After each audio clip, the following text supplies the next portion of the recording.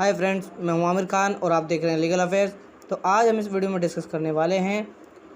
Legal affairs of the day, यानी कि आज की जो भी विधिक घटनाएं हैं वो हम आज इस वीडियो में डिस्कस करने वाले हैं। तो पहली जो लीगल अफेयर जो है आज की वो ये है कि लॉ मिनिस्टर जो हैं किरण रिजिजू, उन्होंने ये लेटर लिखा है हाई कोर्ट के चीफ जस्टिस को। उन्होंने मांग की है कि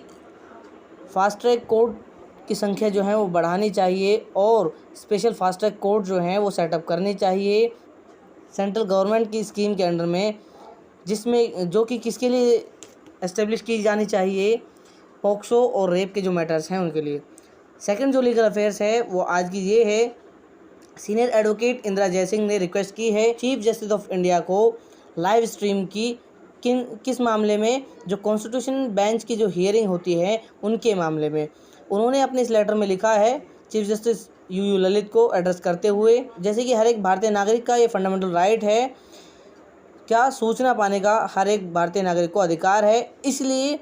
जितनी भी जो सुनवाई होती है कॉन्स्टिट्यूशनल बेंच की उनको लाइव स्ट्रीम किया जाना चाहिए।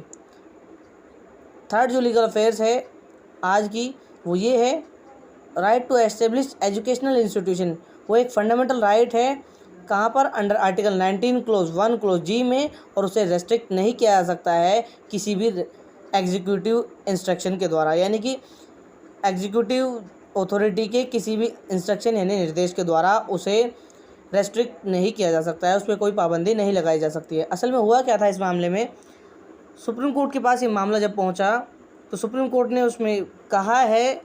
कि जो आर्टिकल 19 क्लोज 1 क्लोज जी जो है उसमें राइट प्रोवाइडेड है, दिया हुआ है एजुकेशनल इंस्टीट्यूशन को एस्टेब्लिश करने का, और जिस पे कि रीजनेबल रेस्ट्रिक्शन लगाया जा सकता है, पर कब, लॉ के द्वारा, और कब नहीं लगाया जा सकता है एक एग्जीक्यूशन यानी कि एग्जीक्यूटिव बॉडी के इंस्ट्रक्शन यानी निर्देश पर। इस मामले में पहले 17 जुलाई 2019 को जो फार्मेसी काउंसिल ऑफ इंडिया जो है उसने एक रिजोल्यूशन पास किया था, जिसमें उसने मॉरेटोरियम यानी कि रोक लगा दी थी नए फार्मेसी कॉलेजेस को ओपनिंग करने में, यानी कि उनको खोलने में, और जो डिग्री कोर्सेज हैं फार्मेसी में उनको नए कॉलेजेस को खोलने पर रोक लगा दी गई थी 5 साल के लिए। इसके बाद जो है इन्होंने इसमें थोड़ा सा चेंज किए थे और 9 सितंबर 2019 को इसमें रिलैक्स देते हुए इन्होंने कहा था कि डी फार्मा और बी फार्मा के जो हैं 50 से कम कॉलेज ही खुल सकते हैं। अब इसके बाद इस रिजोल्यूशन के बाद जो पेटिशनर जो थे वो हाई कोर्ट गए, उन्होंने हाई कोर्ट से मांग की कि पीसीआई जो है उन्हें अप्रूवल दे नए फार्मेसी इंस्टीट्यूशंस को खोलने के लिए एकेडमिक ईयर 2022 और 2023 में। अब जो हाई कोर्ट जो है उन्होंने 3 पेटिशन्स को ऐसे सुनवाई की और उन्होंने जो रेजोल्यूशन पास किया गया था पीसीआई के द्वारा उसे सेट असाइड कर दिया। किन ग्राउंड्स पर? इन ग्राउंड्स पर, पहला ये कि आर्टिकल 19 क्लोज 1 क्लोज जी में प्रोवाइडेड है कि right to establish educational institution, ये जो है फंडामेंटल राइट है। और दूसरा जो है, फिर इस मामले में हाई कोर्ट ने कहा कि जो रेस्ट्रिक्शन जो लगाए जा सकते हैं वो लॉ के द्वारा लगाए जा सकते हैं, जो कि किसके द्वारा बनाया गया हो, कॉम्पिटेंट लेजिस्लेचर के द्वारा। और तीसरा जो इसमें तीसरा ग्राउंड था इसे पीसीआई के ऑर्डर को सेट असाइड करने का, वो ये था कि जो रिजोल्यूशन पास किया गया था पीसीआई का वो एग्जीक्यूटिव नेचर का था और उसको लॉ नहीं माना जा सकता है। फोर्थ ग्राउंड जो था इसको सेट असाइड करने का वो ये था कि जो पेटिशनर जो थे वो एंटाइटल्ड थे कॉलेजेस को एस्टेब्लिश करने के लिए। फिफ्थ कि जो पीसीआई का जो रिजोल्यूशन था वो वॉयलेटिव था आर्टिकल 14 जो है इंडियन कॉन्स्टिट्यूशन का, क्योंकि वहाँ पर कोई रीजनेबल बेसिस नहीं था ऐसे सर्टेन इंस्टीट्यूशन यानी कुछ इंस्टीट्यूशन पर रोक लगाने का। सिक्स जो ग्राउंड था इस पर रोक लगाने का वो ये था कि 50 इंस्टीट्यूशन पर स्टेट जो है वो एक आर्बिट्रेरी नेचर का है, और क्योंकि हर स्टेट की पॉपुलेशन सेम नहीं होती है इसलिए इस पर रोक लगाई गई। अब नेक्स्ट जो है legal affairs of the day वो ये है कि सुप्रीम कोर्ट ने रेफ्यूज़ कर दिया है उस पिटीशन को, या कहें तो उस प्ली को, उस अर्जी को, उस विनती को जिसमें कि यूनिफॉर्म ड्रेस कोड जो है स्कूल में अप्लाई करने के लिए मांग की गई थी। अब इसमें हुआ ये था कि सीनियर एडवोकेट जो हैं गौरव भाटिया जो हैं वो पेटिशनर की तरफ से पेश हुए और उन्होंने ये बात कोर्ट के सामने रखी, सुप्रीम कोर्ट के सामने रखी कि एक कॉमन ड्रेस कोड होना चाहिए हर स्कूल के लिए, जिससे कि जो डिस्टिंक्शन है एज अ कास्ट रिलीजन उनको मिटाया जा सके। पर सुप्रीम कोर्ट ने जो है इस पेटिशन को सुनने से मना कर दिया है, रिफ्यूज़ कर दिया है। नेक्स्ट जो है अगली लीगल अफेयर जो है वो ये है कि मैरिटल रेप जो है उस मामले में कोर्ट ने जो है नोटिस जारी कर दिया है उन प्लीज़ पर, यानी उन जो विनती जो की गई थी चैलेंज करते हुए दिल्ली हाई कोर्ट के वर्डिक्ट को, कब के लिए कि वो उन्हें सुनेगी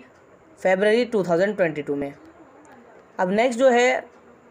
legal affairs of the day वो ये है कि जो फैसिलिटेशन काउंसिल जो है वो रिव्यू नहीं कर सकती है अपने डिसीजन को, ये सुप्रीम कोर्ट ने कहा है। इसमें हुआ ये था कि अजंता प्रेस और मैकेनिकल वर्क ने एक क्लेम फाइल किया था बजाज ऑटो लिमिटेड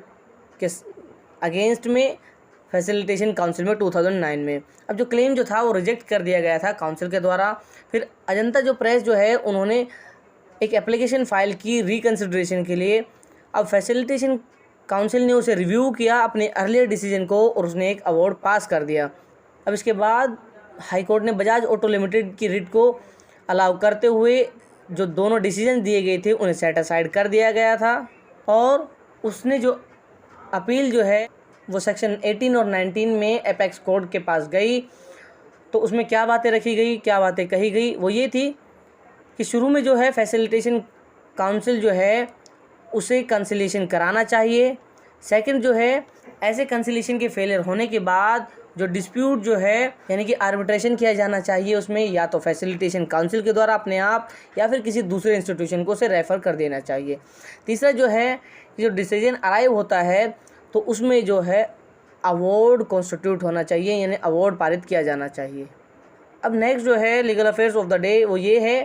कि यूक्रेन से जो रिटर्नी आए थे यानी जो छात्र यूक्रेन से लौटे थे उन्होंने एक अर्जी लगाई है सुप्रीम कोर्ट के सामने। उसमें उन्होंने सजेशन दिया है कि सेंटर को जो है एक वेब पोर्टल बनाना चाहिए फॉरेन यूनिवर्सिटीज़ की डिटेल्स के साथ। अब next legal affairs of the day ये है कि सुप्रीम कोर्ट में जो है सुप्रीम कोर्ट ने नाविका की जो प्ली थी यानी अर्जी जो थी कि सारी एफआईआर्स को एक जगह इकट्ठा कर दिया जाए, उस पर जो है अपना फैसले को रिजर्व कर लिया है। अब इस मामले में हुआ एक था कि 8 अगस्त को जो है कोर्ट ने इंटरिम प्रोटेक्शन प्रोवाइड की थी एफआईआर्स के रिगार्डिंग। अब अगली जो विधिक घटना है आज की वो ये है कि सुप्रीम कोर्ट ने जो है 10 लाख का जुर्माना लगाया है उन एप्लीकेंट्स पर जो कि मिसलिनियस एप्लीकेशन फाइल करके रिव्यू कराना चाहते थे जजमेंट का। अब लास्ट जो लीगल अफेयर्स जो है वो आज की वो ये है कि सुप्रीम कोर्ट ने कहा है कि एडवोकेट के द्वारा एक रिट पिटीशन फाइल किए जाना किसके लिए, फीस के लिए वो अनप्रोफेशनल है, उसे अनप्रोफेशनल उसे करार कर दिया गया है।